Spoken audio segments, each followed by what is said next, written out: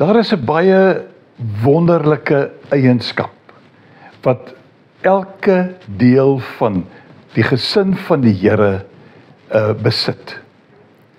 Elke meubelstuk in sy huis is bruikbaar omdat hulle verlos is. Matteus 1 vers 21 bevat 'n profetiese opdrag deur die engel aan Josef, die verloofde van Maria.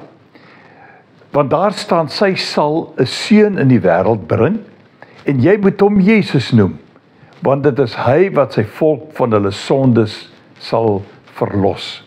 Jesus is die Griekse vorm van die Hebreëse woord Yosha, verlosser.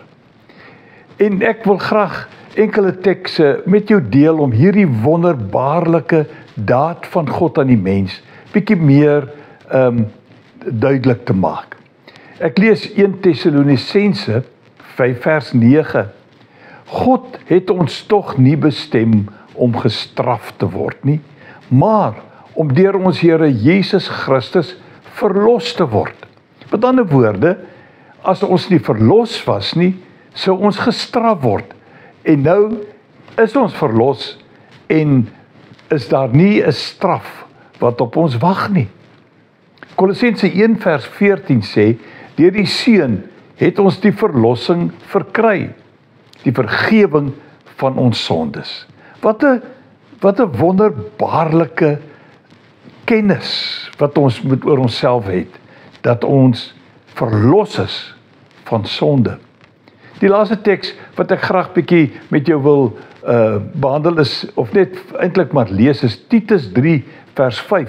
Want hierdie teks maak hierdie verlossing soveel duideliker.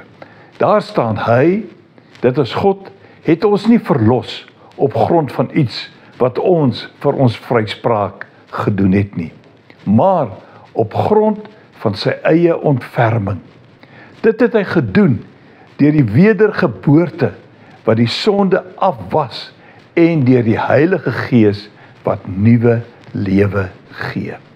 'n Goeie meubelstuk, 'n goeie deel van Christus se gesin, besef dat hy of sy die Heilige Gees het wat nuwe lewe gee. En hierdie nuwe lewe word versprei in die gesin, word ander bemoedig mee en gee hoop vir die toekoms. Ek hoop en vertrou, jy geniet dit om 'n verloste in die gesin van die Here te wees. Loop mooi.